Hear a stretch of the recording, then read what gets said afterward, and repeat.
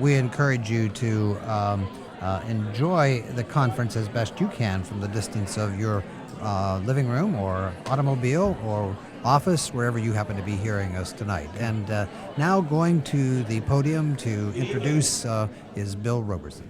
Welcome. Clark Blaise is a writer of extraordinary range and versatility, an award-winning novelist, acclaimed short story writer, biographer, autobiographer, essayist, travel writer, and journalist.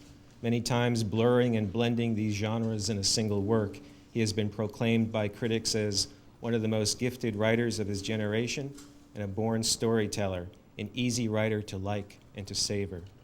Born in North Dakota of English and French-Canadian parents, he grew up in various small towns in the American South and later in Cincinnati and Pittsburgh, with periodic stays in Winnipeg, the home of his mother's family. He has written that, as a native-born American with foreign parents, and as a child who attended an average of 2 schools a year in 25 different cities, I grew up with an outsider's view of America and a romanticized exile's view of French Canada. In 1965, for personal reasons having to do with a crisis of purpose and identity, I returned to Montreal and claimed this area of the continent for my writings. I am a Canadian citizen. My interest is in tribalism on the American continent and in all groups who refuse amalgamation and prefer codes and taboos of their own. Indeed, the questions of place, belonging, and identity have been central ones for much of Clark Blaise's work. Mr. Blaise's novels include Lunar Attractions, for which he received the Books in Canada Prize for Best First Novel, Lusts, and If I Were Me. With his wife, Bharati Mukherjee, he has written the travel journal Days and Nights in Calcutta and The Sorrow and the Terror, the haunting legacy of the Air India tragedy, a journalistic account of the destruction of Air India Flight 182 in 1985.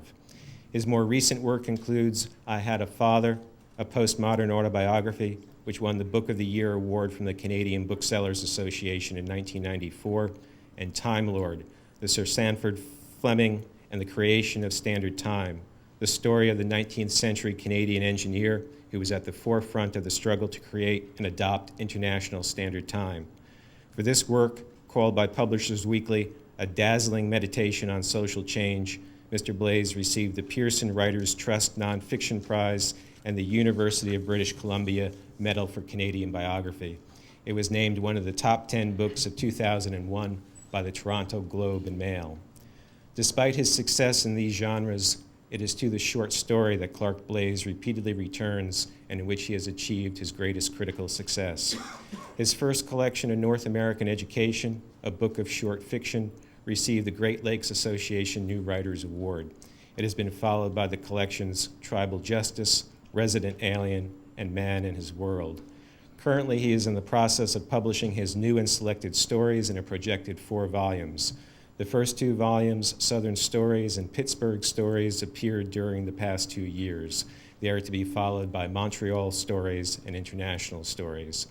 He said in his craft lecture earlier this week, "We write stories not for money or the fame it will bring to us, but for the respect we can bring to it." His commitment to the form is evident not only by his own work in it, but also by his recent appointment as president of the Society for the Study of the Short Story. Paralleling and interconnected with his career as a writer has been an equally important one as a teacher. Mr. Blaise has taught in numerous colleges and universities in Canada and the United States, including Skidmore College, York University, Columbia, and NYU. He is the founder of the graduate writing program at what is now Concordia University in Montreal, and was director of the International Writing Program at the University of Iowa. In my speaking with some of the students in his short story workshop, he has been described to me as generous, open, real, inspiring, the consummate teacher. Consummate teacher, consummate writer. In both his fiction and in the classroom, he offers a searching honesty and a generosity of spirit. His strong, singular voice helps us to look where we might not have looked, to see what we might have missed, and to face what we would avoid. He speaks in a voice both poignantly human and humane. Please welcome Clark Blaise.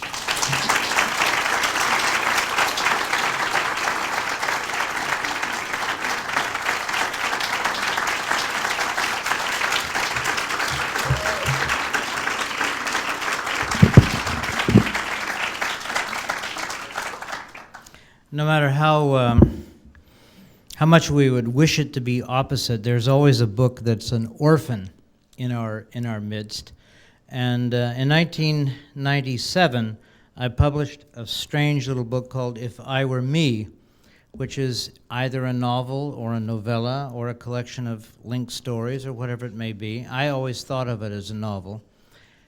And I'm going to start this reading by invoking two little stories, very short stories, will be done in 10 minutes, from this book, the epilogue for it, the prologue for it, and the first story. The character's name is Gerald Lander, and he is a clinical psychologist, psycholinguist in wherever he is, in New York, and born in Brooklyn, Jewish American, all that sort of stuff. And something happened to him at the age of 50, and it carries on until the age of 60, when in Israel, as he is trying to debate whether he's going to return to Israel and live there forever, he is perhaps killed in a bomb. We don't know. It's a very open question. But this is the first one. In the nights of his 50th year, before sleep, Lander was assaulted by faces. Every few minutes he opened his eyes for a reality check. Judy was breathing shallowly beside him, as she had for 20 years. The front wheel of her exercise bike splayed window light in a giant metal floret like the barred metal blades of the dangerous rotating fans of his childhood that really could chop off a finger. His alpine ski machine gleamed expectantly, ready for him to climb aboard, its chrome neck stretched forward in a parody of earnestness. The partially open closet door caught the red readout of the clock radio display and spattered against the full-length mirror in the door's inside surface. It was his room, indisputably. In this time, it was happening to his body, within his experience. Yet the moment he closed his eyes, he was taken outside it. The perfect ordinariness of the nighttime faces, their clarity and specificness, the lack of a single grotesque or of a spectacular beauty or familiarity, bespoke of a kind of urgency that he could not ignore. Surely, if they sprang entirely from his own will or existed for his own mild amusement, he would have remembered or invented faces of old friends, comforting icons or enemies, a few delicious women from his past or present. These were not staged faces. There was nothing coy, familiar, or attractive. Or, if they were attractive, there was nothing mildly flawed. They reminded him of atelier faces, faces cherished for their typicalness or eccentricity, tossed off by a gifted master and his school. Lifelike, there was no other word for them. He was being assaulted at night by an army of probable, interchangeable alternatives to the world he knew. He was sure that his faces were part of other people's lives, that he had somehow crossed wires in this new fiber optic universe and was experiencing some neighbor's insomnia. In Lander's intellectual tradition, Freud had taught him that dreams were urgent fragments of a ruptured past, personal and collective. They demanded attention, therapeutic resolution. Jung had taught, although Lander tried not to listen, that dreams were perfected futures, omens of uncompleted journeys. A vast population had intersected his line of vision. They were not from his professional world. They were not American, if he could trust the flimsy evidence of haircuts and haberdashery, and many were not even European. Whenever he demanded their name or even a country, they faded, only to be replaced. Every night he confirmed a lineup of Latinos, Asians, Africans, middle-aged and old, male and female, poor and rich, like Roman busts floating balloon-like above their own worlds, beyond speech, movement, or context, as though he were circulating in a vast professional cocktail party of tenured professors without a proper invitation. In the morning, or sometimes late at night when he entered the visions in his notebook, as he habitually entered all his dreams and fantasies. He called them baseball cards, a lavish pack of cards shuffled and dealt by processes within his skull for mysterious purposes that he decided not to question. If he were to diagnose himself, he'd say he was going through a phase. He was part of something in development. There was no one he could share these half-sleeping adventures with. Judy, if wakened and informed, might have praised the interracial inclusiveness of his nighttime visitors, and the reassuring lack of younger women or troubled patients with robust transference problems. He'd learned years before not to discuss his patients with her or to describe his research. He felt she was jealous of his involvement with patients, or at the very least, that his emotions played a zero-sum game. None seemed hostile.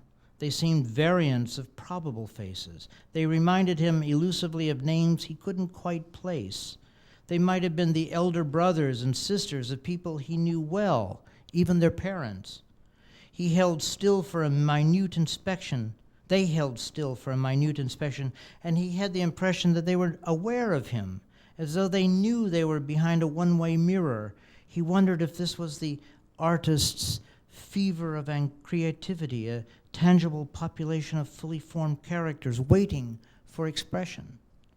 One night, in the crowd of nighttime faces, he saw a retreating figure, the broad sloping shoulders and short legs, the fringe of curly hair.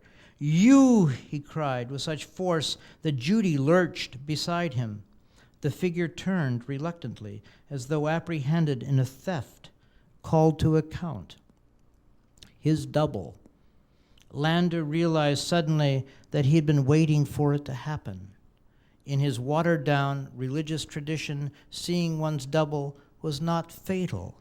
If anything, it was a sign of grace, the appearance of a personal genie.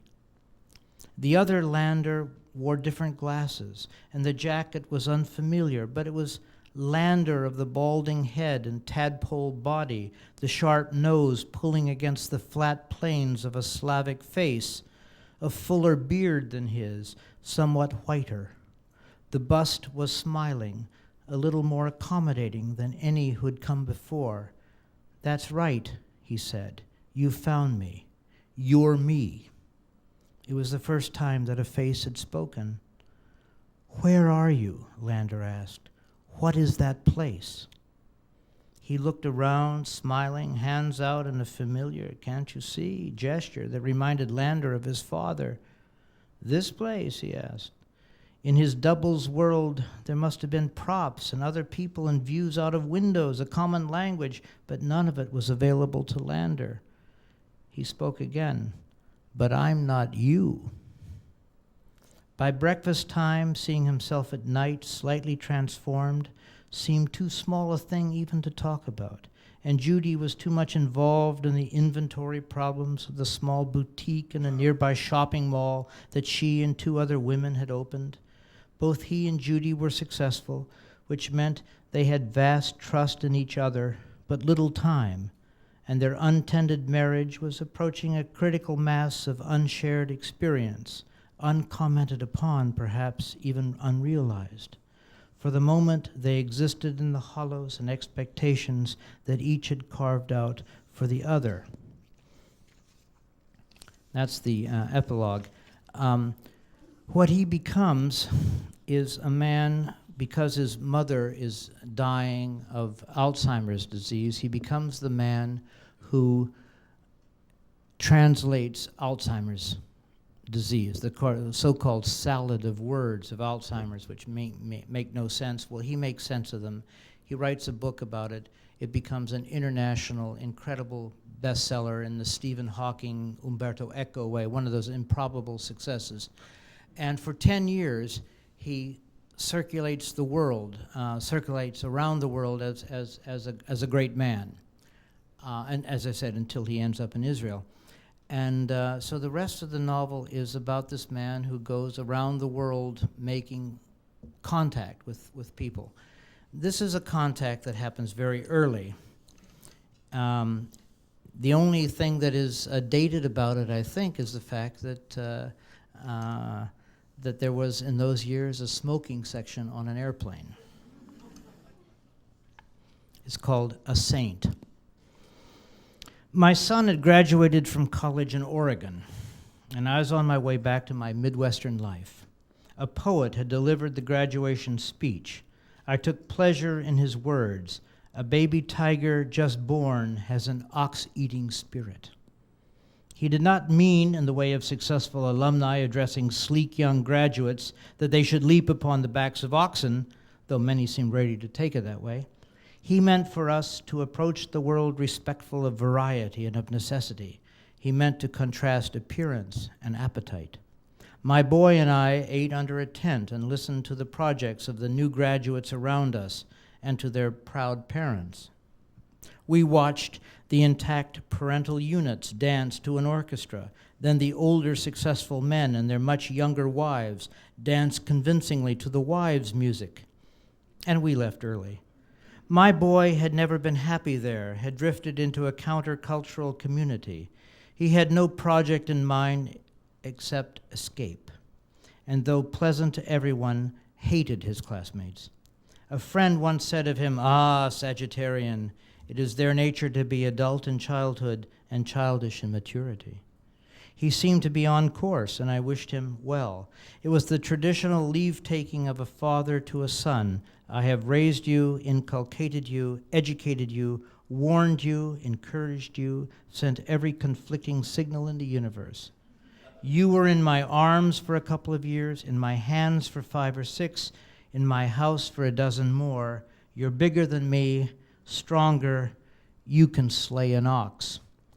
At the airport, I had noticed the woman in the waiting room. I sit in the smoking section, though I don't smoke. In general, I prefer people who smoke. Ox eaters, fragile predators like cats.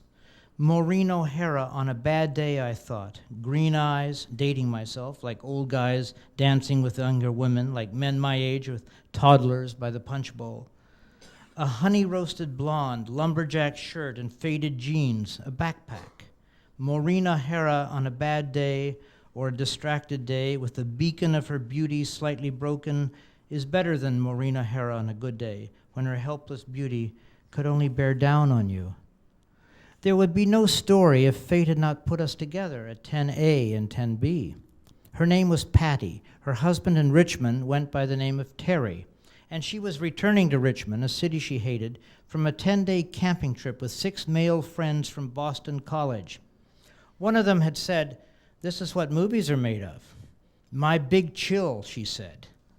Terry couldn't come, too busy making the president's golden circle, writing up $1 million in policies for the 5th straight year. She'd been married 10 years and with him for 13. Her story is racing ahead, and I want to slow it down. There are women who somehow make you feel and act and talk better than you are. Others much worse, even when they are the source of all your inspiration. Patty, whom I will never see again, is among the first. 2 minutes with her, and I intuited nearly everything about her. Maybe not the 4 children, but the wistfulness about some briefly opened door, some recent transcendence. "You were an actor," I said, quite confidently. And it wasn't my intuition, it was her actor's radiance. "Only some soaps," she said. "I did soaps to pay for more acting and singing and dancing lessons. An agency sent me to Atlanta for some Coke ads, 3 weeks in one of those Teach the World to Sing jobbies, and I met Terry. He was in the theater then. He saw me in an ad, and he called the agency.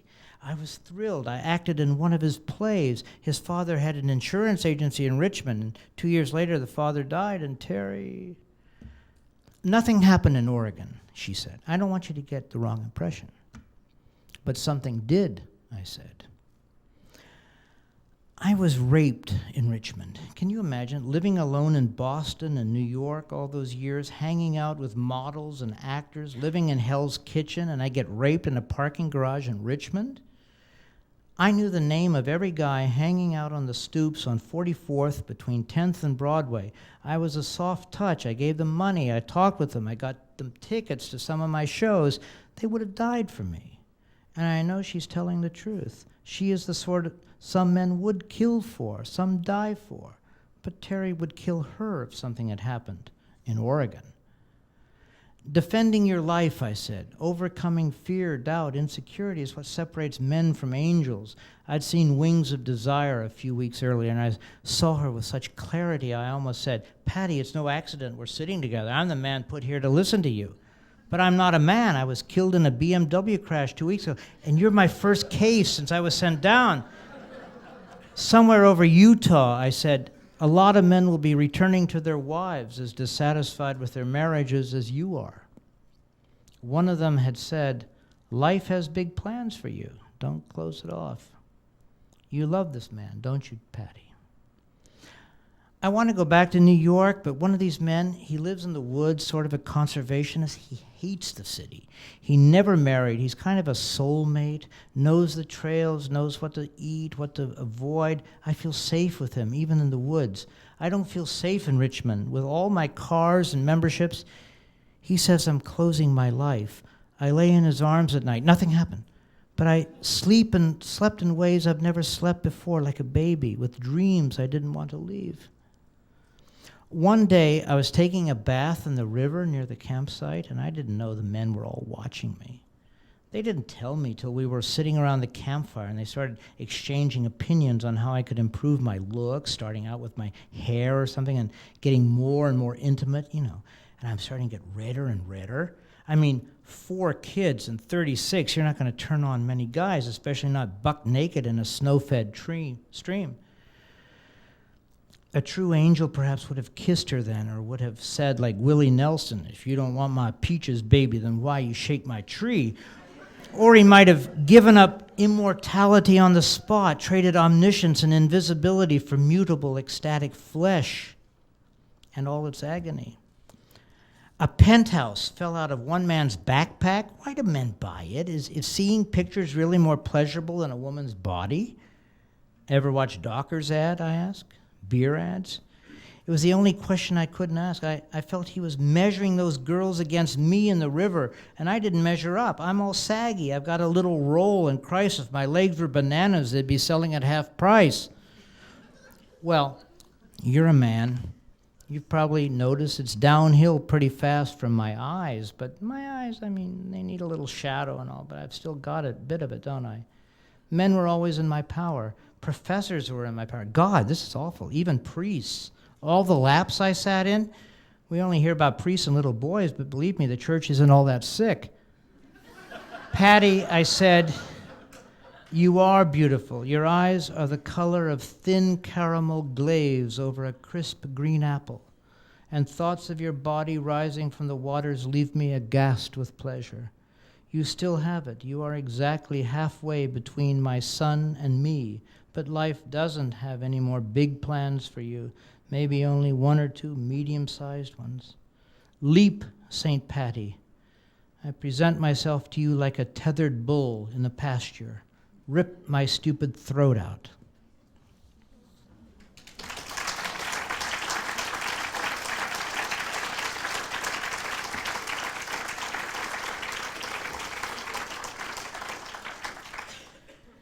In last month, in June, I wrote 2 stories, and both have been on my mind for a long time, and they're a little bit longer, so that this is the summa of the evening.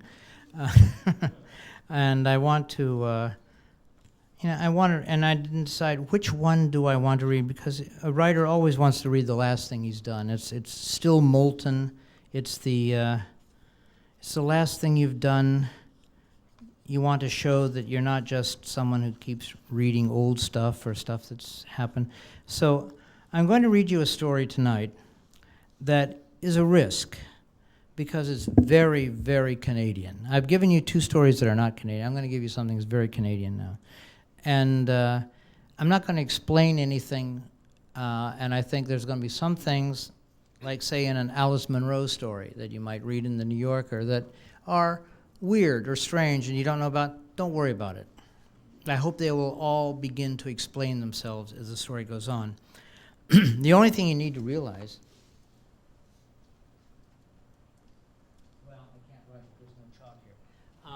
is that when I say a beating heart is to be seen as B-E-E-T-I-N-G, as in beats.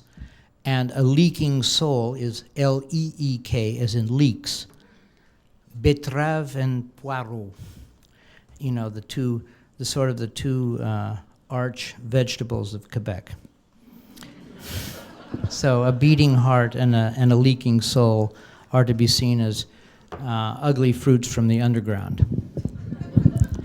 It's called the Belle of Shadiak. And I don't expect you to even know what Shadiak is, but I hope it's explained. The Belle of Shadiak. My take on the complexity of all things Canadian, or perhaps I should say the mysteries of Montreal, developed rapidly in the summer and fall of 1970, in my first 6 months in Quebec. I had arrived in the East 4 years earlier from monolingual Winnipeg to study Canadian literature in superficially bilingual Ottawa. What I learned in graduate school was that my proposed thesis topic, the prairie and Canadian fiction, post-war Canadian fiction, was nothing more than own life with footnotes. La thèse, c'est moi. On the promise of earning an eventual degree, but the reality of having written a small novel in 6 weeks on my thesis grant, I landed a lectureship at Sir George Williams University in Montreal. With the province of Quebec, and especially Montreal, fast coming to a political boil in the summer of 1970, I spent 3 months living on the Poulin family's summer porch in Limoilou, a working-class suburb of Quebec City, learning to speak French. My most extravagant ambition and obsession in those days was to remake myself like a northern Gatsby into the platonic conception of a complete Canadian. Those were the years of passionate gestures, and this time I swore it would work. 8 years of mandated French in Winnipeg schools had left me with the cement head's ability to read Proust, but not to be able to order a meal. None of the Poulins or their neighbors spoke a word of English. A glazier by trade, Monsieur Poulin had recently quit what he called the putty knife brigade. He'd grown tired of being on call 24 hours a day, mopping up broken glass and cleaning up after hail and wind and what he delicately called infamous acts, by which he meant drunken brawls and break-ins. He and his 2 sons had started a small window factory in their garage, working as subcontractors for the prefab housing industry, turning out metal frames and insulated sliding panels for a larger enterprise in Saint-Jean. It was the beginning of an era. Independence was in the air. Bombardier was going international. A generation earlier, a responsible family man like Monsieur Poulin would never have given up job security for the risky adventure of self-respect. To help with the transition, Madame had advertised for a quiet man to occupy the summer porch at $100 a week, meals included. That I was an English professor earned some respect, but the fact that I had nothing better to do than poke around the house with a tape recorder opened me up to levels of arcane euphemism far beyond the competence of any dictionary. I was the English fog, sometime the drizzle. For 3 months, I was the quiet gentleman in a bellicose family on a noisy street. There's no such thing as a working-class suburb. Grateful for every precious word they fed me. Take rhubarb. Rhubarbe, but I never heard Madame use the word. The first signs of spring were little pink shoots, petites dignes, little pricks, bursting through the dirty old snow. Madame had a different word for every stage of rhubarb, the shoots, the tumescent red stalks ripe for stewing. Mon marié, she'd say, my bridegroom. To the last hard wooden stumps she called the nun's saddle. Freud could have learned the interpretation of dreams directly from her. Monsieur Poulin had dozens of words for nicks, scrapes, slices, and gouges. The words I rarely heard were cut and blood. They were whores, priests, and bastards, clean cuts, infected cuts, old blood, new blood, oozing, seeping, trickling, spurting blood. Well, it wasn't blood. It was wine. It was juice. It was pus. It was slime. There were stories behind every scar, like tattoos. Gilles Vigneault said it best in Les gens de mon pays when called Quebecers sweet talkers. gens de parole et gens de causerie. 35 years later, there are still trees, flowers, fish, vegetables, anything to do with glass and windows and power tools that I know only in French, and forms of humiliation and aggression that seem shallow and petulant in English. The first mark of an educated man is to realize that sometimes, no matter how hard you look for it, no matter how ideas and languages and experiences seem to bleed together in some kind of grand synthesis, it's all an illusion. I felt that if I could find that one pure moment of perfect equivalence, I might be able to structure my life around it. Considering that I ended up a translator, one who serves the dream of perfect equivalence, you might say that I succeeded. One September morning, 2 weeks after returning from Limoilou, I was sitting in my office at Sir George in downtown Montreal when history knocked. He was a tall, lean gentleman in his 60s, dressed like a banker in a white shirt, gray suit, and striped tie, but looking like a panhandler with shoulder-length white hair and a wiry, uncut, uncombed beard that fell nearly to his waist. The effect was of a zealot and a hippie, as well as a Victorian dandy with bohemian taste. His card read, Pierre Paul Saint-Joseph, a saintly trifecta. Pierre as Peter, Paul, Saint-Joseph, Saint Joseph, a saintly trifecta with a classy Outremont address. A true Montrealais would have recognized the name. He smiled as if I had, and perhaps barred the door. But coming from far away, I deferred with silence. I must congratulate you on your success, he said. It is a fine little novel, well observed and socially conscious. A translation? A movie offer? Did he know that that little book he was praising, according to its lone national review, was, under the sunny evocation of a prairie childhood, something dark and dangerous? If you had been one of the 242 to buy that book when it first came out and preserved it, it would be worth about $300 today. Now I have come to take you on a journey, he said. The next step, so to speak. And so I asked, what kind of trip? Where? Toronto? Paris? London? Come, he said. We jumped on the crowded escalator. I stood one tread above him, all 7 floors down to de Maisonneuve Boulevard. Students passing on their way up seemed to find him amusing and whispered behind cupped hands. It was one of those perfect Montreal September days, the air cool and crystalline, a bit of Indian summer after the first hard frost. Out on the sidewalk, he asked, are you familiar with the prison called Bordeaux? And I thought, what? This is the biggest betrayal of my life. My God, he's a Mountie. It's like the separatists say, they're everywhere.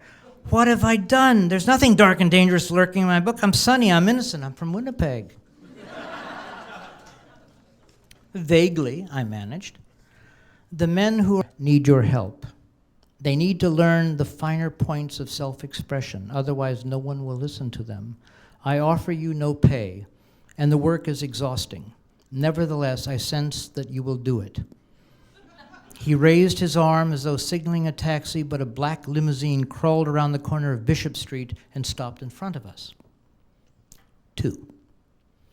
A brief history of the Cold War picked up in a limousine on the late September drive in 1970 from Sir George Williams University to Côte Sainte Catherine Boulevard. Quote, it was a foreign war, of course. We French Canadians were not involved. I didn't fight. Monsieur Trudeau didn't fight. Montreal was a neutral city surrounded by passions. It was a great time and place to be in the flower of one's youth. We were flooded with exiles. In a sense, my family were exiles too. My father was a painter who'd studied in Paris in the 20s and managed to stay on. We didn't come back here until the fall of Spain. He'd lost friends there. That was the sign to him that Europe was doomed. For the first time in his life, he was glad to have Montreal at his back. He abandoned everything European, all that grandiose expressionism, and started painting Quebec landscapes and Montreal streets, those icy alleys behind the tenement blocks with kids playing hockey, homemade rinks banked with dirty snow. Urban Krieghoff, he called it, something he'd made fun of in Paris. Krieghoff is a 19th century Canadian painter who did kitschy stuff. He never went back. Montreal grew up during the war. It became a city of many cultures. It could hold its own anywhere.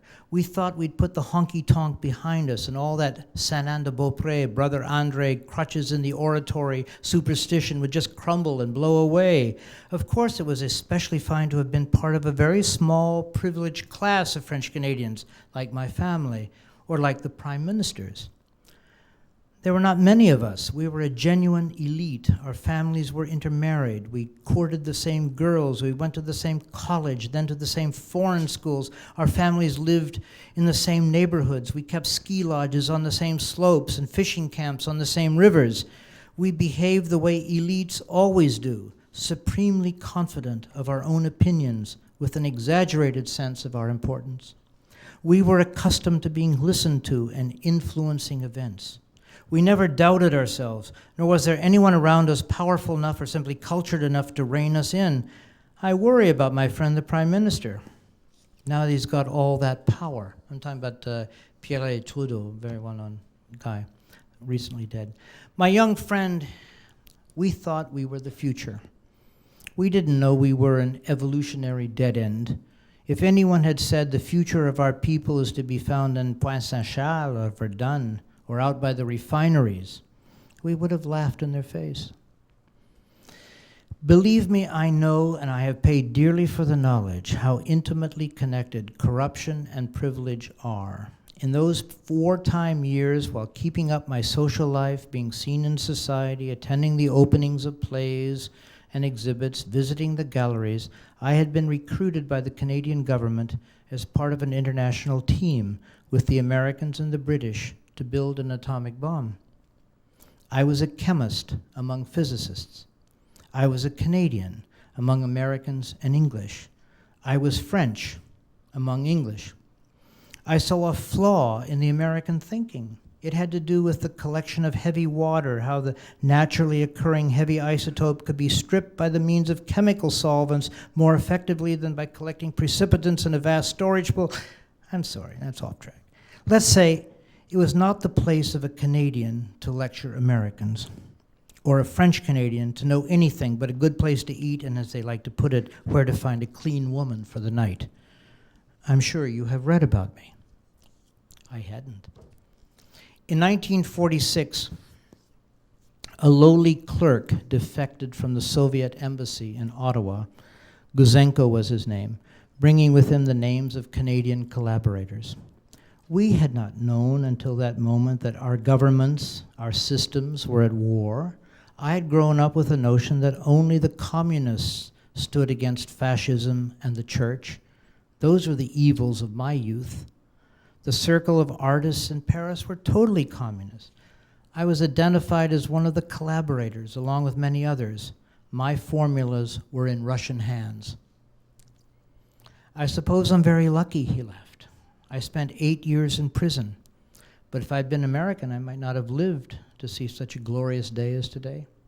And to make a long story short, that is why I became a social activist. I can no longer teach or do research. I recruit artists of conscience. I know the horror of confinement. I survived that hell because I could communicate. I concern myself now only with the welfare of inmates. His was only the second French-Canadian home I'd ever been inside, only the second French family I'd ever met. The Poulin's model could stand some revision. I must have thought the only wife for a self-confessed traitor would be a Rosa Luxemburg figure, someone nearly as inspiring of Snickers as Pierre Paul himself.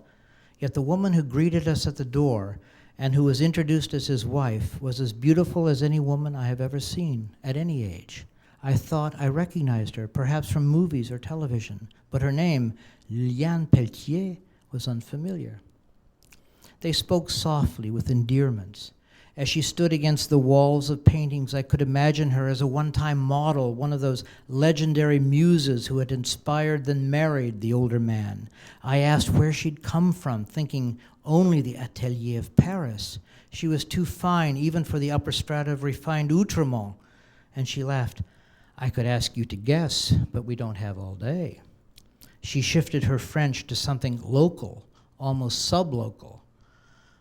I'm from Shadiak, my dear. Do you know Shadiak? I associated Shadiak with those famous Atlantic salmon streams like the Ristigouche or the Miramichi, a long ways away. New Brunswick, I asked. Very good. Moncton was my Paris. You got to know Moncton to get a laugh out of it. Canadians can laugh. Moncton was my Paris. Thank you. You got to work the line. You got to work the crowd. You know.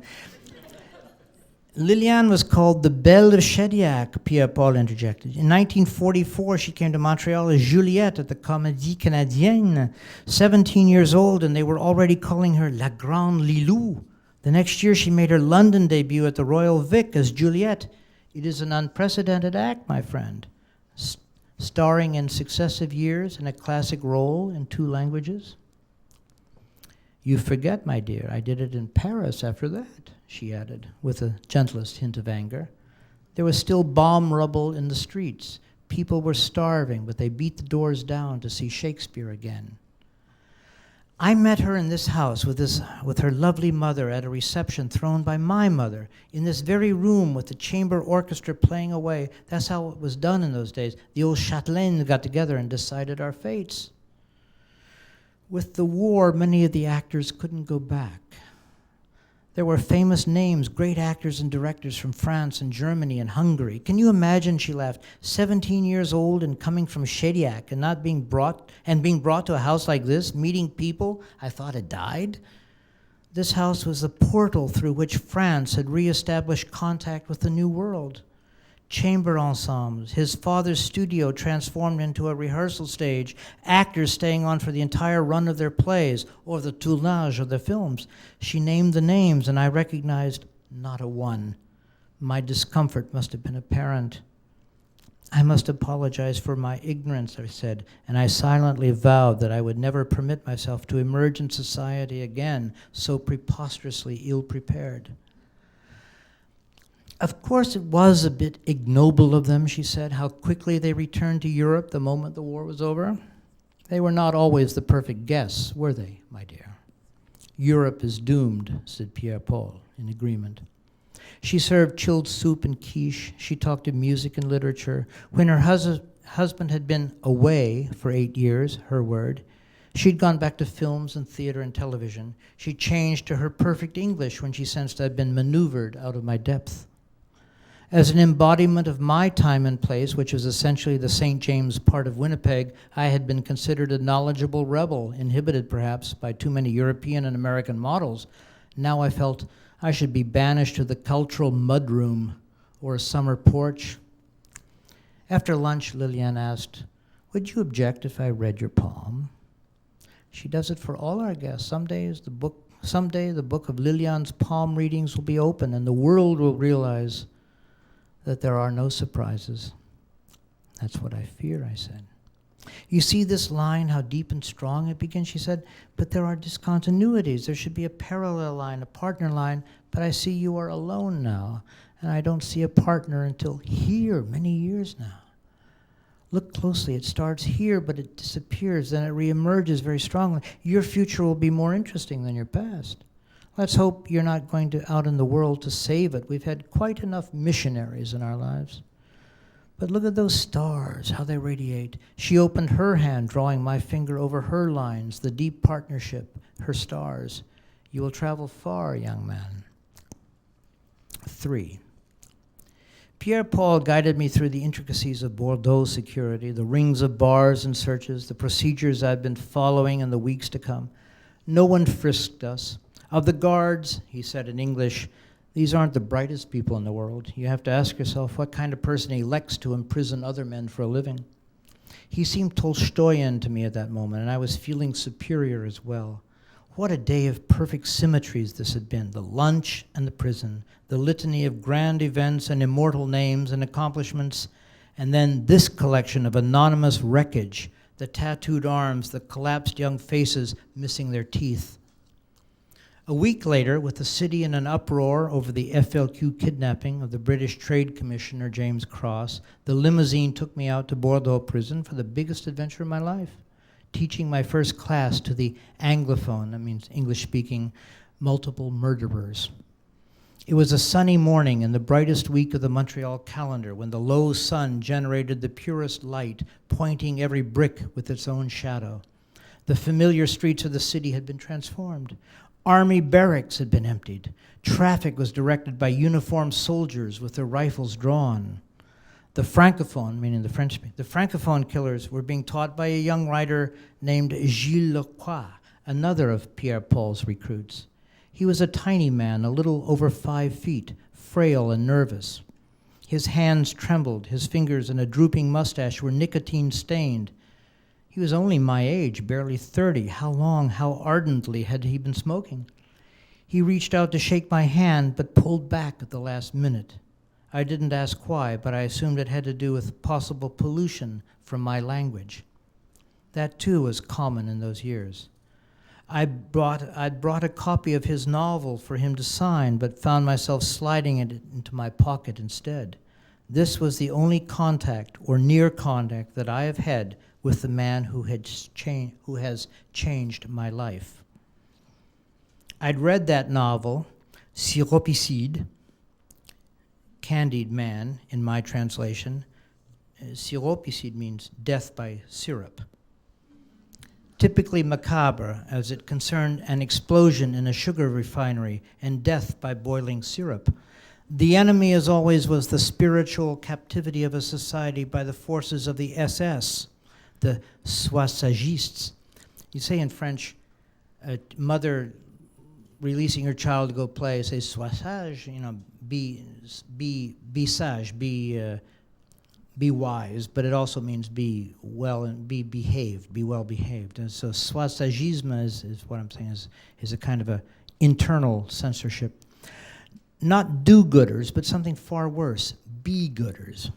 They included the oppressive church, the rotten politics, the historic poverty, the exploitative English, the imperialist Canadians and Americans, inherited habits of mind and soul. Sois sage, be good, be quiet, be obedient, bite your tongue. Gilles Lacroix is our future, said Pierre Paul. You have much in common, I think. His novels were set in a single neighborhood on streets that twisted their way down the gentle bluffs to the lower city and river. Les ondes de misère, ruelles qui tombent et glissent vers le fleuve comme des saluts marins. Waves of misery, little alleys that fall and slip and fall towards the river like drunken sailors. Their names celebrated confinement, la rue de Bon Conseil, between la rue de Lac Gratuite and le Parc de les Pointeurs with his bassin de malodeur. His alter ego was an inquisitive child, Prosper du Grandin, a snoop of 7 who could catalog the contents of his mother's dresser drawers, his brother's closet, his father's tackle box for half a novel, tying every wan souvenir to a moment of thwarted passion. The apartment was meticulously described, the nave and every apse, ending in the basilica of the back gallery where old furniture was stored, the old icebox, cases of beer, winter skates, fishing rods, and old magazines, ending in the ligne de linge, clothesline confessionals connected to another gallery across the alley. Ligne de linge is an anagram. Ligne, lines of sheets. He loves anagrams. What are they but the shadow of a different world? He who worships at the gallery altar is a galérien, a galley slave, an underground observer with a leaking soul and a beating heart. He loves puns, translators be damned. His suggested license plate motto reads, Le souterrain nous soutient. The underground forces sustain us. We didn't see it then, but Lacroix is our Proust. He transcribed the history of his people in voluptuous escutcheons of prose. Little Prosper du Grandin faithfully recorded a stagnant world in the language of inherited piety. The parks were scary places, the ponds were scummy and undrained, the fire alleys were garbage strewn in the summer and hockey violent in winter. He was a child born in the wrong place and time, confused and ignored, but blessed with vision, language, and a mythic imagination. As a teen, Lacroix had published poetry, like Émile Nelligan. At 19, he'd started publishing novels like Limoillou's own Marie Claire, and he continued to pile up the titles through his 20s. New books seemed to be coming out every few months. We were nearly the same age, but he'd already published 15 books. None had been translated, and I'd never seen his name in any English newspaper. My writing class of English-speaking prisoners were my age or younger. The small classroom had a catwalk overhead permanently patrolled by guards with their automatic rifles drawn. My students were Canada's worst, killers on the outside who'd also murdered inside the system. Many were Indian and Métis, half-breed, as we say in English. The others were protected prisoners who would be killed in any general prisoner population. They all hated anything French. Despite their 23-hour-a-day solitary confinement, they were self-styled patriots and itched for the chance to kill a separatist. They'd rather kill a Frenchman than a rapist.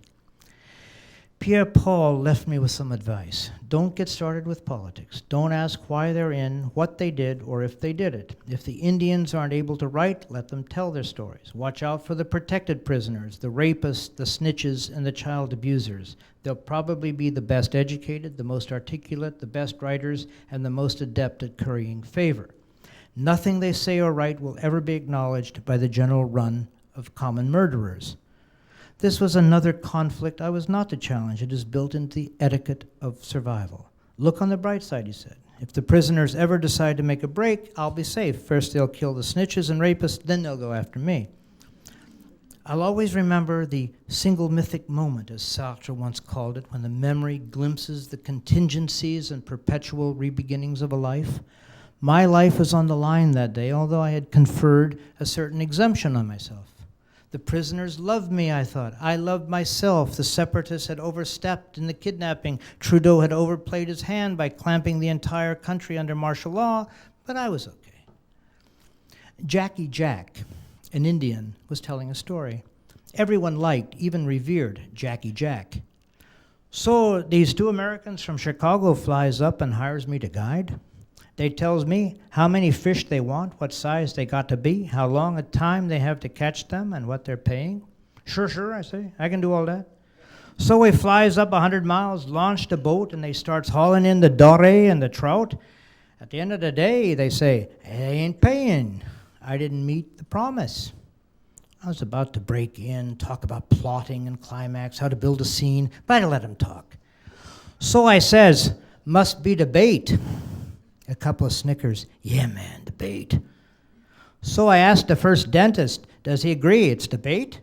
He gets all hot, so he says, I gave him bad bait. So I says, you're the boss. You come flying up from Chicago, so you must know more than me. What do I know, eh? So we play it their way. Must have been debate, because as soon as we chopped them up, them fish started biting like hell. Biggest fish I ever seen. The other dentist, he didn't look too happy no matter how many fish he caught. Caught so many, I had a boatload. I just pushed the other bugger over the side. Now that's the kind of story you don't read, Professor. How are you going to improve on that? We were all laughing. The students had bested the teacher. No way I could touch it. But now that we're all in a good mood thinking of the Chicago dentist and must be debate, I thought I could squeeze a few ideas across without appearing as some kind of tight-ass judge. As it turned out, I didn't have the chance. There was a ruckus in the hall, and I turned to the door just as 3 soldiers burst through. Lacroix, they shouted, hands out flat on the desk. I must have been slow to respond, maybe smirking or just smiling, seeking first to inform them of their error, when my arms were practically ripped from their sockets in the rush to handcuff me. My students were standing, and the overhead guards were shouting instructions, lockdown, lockdown, and the prisoner shouted back, break in, break in. I'm not, I started to say, but the soldier whacked me across the mouth and shouted, his voice rising, shut up, shut the fuck up. They pushed me out the door into the hall, where jumpsuited trustees were mopping the floors and keeping their heads down, where soldiers were running through the halls, followed by prison guards. At the far end of the hall, just before I was turned and marched in the opposite direction, I saw the tall, elegant figure of Pierre Paul Saint-Joseph, his arm around the shoulder of Gilles Lacroix, exiting through the rows of doors and metal detectors. We were interned, an enforced sabbatical in my case, in a former seminary off-island. There were 30 of us. I remained Gilles Lacroix, and no longer fought it. We didn't know the charges against us or who had brought them, and the War Measures Act suspended our rights anyway. No one seemed to know what to do with us. We were mostly teachers and unionists with a few performers thrown in. We fashioned our own entertainment. We found old crucifixes on the walls and wrenched them down. But as one of the poets wrote later, the ghostly grime, the bathtub ring of martyred flesh remained. And then we sang, or I should say they sang, because I didn't know the tunes or the witty variations on old hymns and the folk songs that they were satirizing.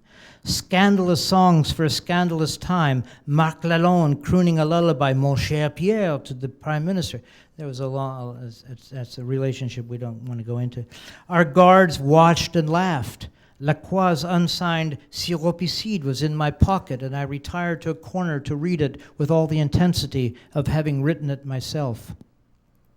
They asked, "Why are you reading your own book, Gilles?" And I answered, "I'm not Lacroix," which they took as a profundity, an existential denial. We staged little monologues to keep ourselves sane and entertained. I did Jackie Jack's Must Be Debate in English, launching Lacroix's totally undeserved reputation for extraordinary bilingualism. Others sang. Gilles Vigneault and Félix Leclerc got a workout. A stand-up comic did his favorite Yvan Deschamps routine, amazing under those circumstances how deeply they cut. Qu'est-ce que c'est le bonheur pour un Québécois? What constitutes happiness for a Quebecer? C'est quand le policier frappe la porte demandant Monsieur Tremblay. It's when the policeman knocks on your door asking for Monsieur Tremblay. Et tu pourrais dire, c'est pas moi que tu cherches, c'est le Tremblay juste en face. And you can say, I'm not the Tremblay you're looking for. You want the Tremblay across the hall. I'm not the Lacroix you want. But are you sure? Am I sure? Pretending to be the man I wasn't, a talent I didn't have, a language I didn't possess, among people with a spirit I admired but didn't share, drove me deeper into the book, looking for ambiguities as though it were poetry and not a novel. I made out vague shapes heaving and turning in the depths, shapes that had been in my own small, dark, and disturbing novel. Little Prosper du Grandin was a beaten-down but still triumphant version of myself. I had visited all his perceptions, plotted the same escapes, and I knew what was undisclosed in his book and in mine. We didn't have an easy word for it then. 3 days later, a mysterious benefactor vouched for my identity. This is a very Canadian story. And I was free to resume my life if I wanted it. I finished my school year at Sir George, hero and villain, but never returned to teaching or to the dreams of writing I'd once entertained. I had been used, sacrificed by one traitor to save another. Gilles Lacroix had been able to walk out of Bordeaux that day into a waiting limousine and be put on the night flight to Paris. He has continued to write, a book a year for every year of his life, now over 60, and I exist as the translator of Lacroix, which feels after so many years like translating myself. I live in the East End near the refineries in the city's gay ghetto, hailing distance from the twisted streets of Lacroix's imagination in the shadow of the big Radio-Canada building on what used to be Dorchester Boulevard, but is now Le Boulevard René Lévesque. Dwelling on irony is so déclassé. His Nobel Prize and his rejection of the Nobel Prize brought him fame and brought me a lifetime's commission. In France, they arranged these things more sensibly. When Sartre refused his Nobel in 1964, above all, a writer must not allow himself to become an institution. No one accused him of spiting France or the French intellectual tradition. In fact, his gesture burnished both ever more brightly. In the case of Lacroix, he was so unknown that the French assumed he was Belgian. 8 of his 60 books have appeared in English. 20 more are now on the way, including Les Sons, the clamor in my translation, his 800-page homage to Sartre Les Mots, but none in Canada. He was forgotten in Quebec, and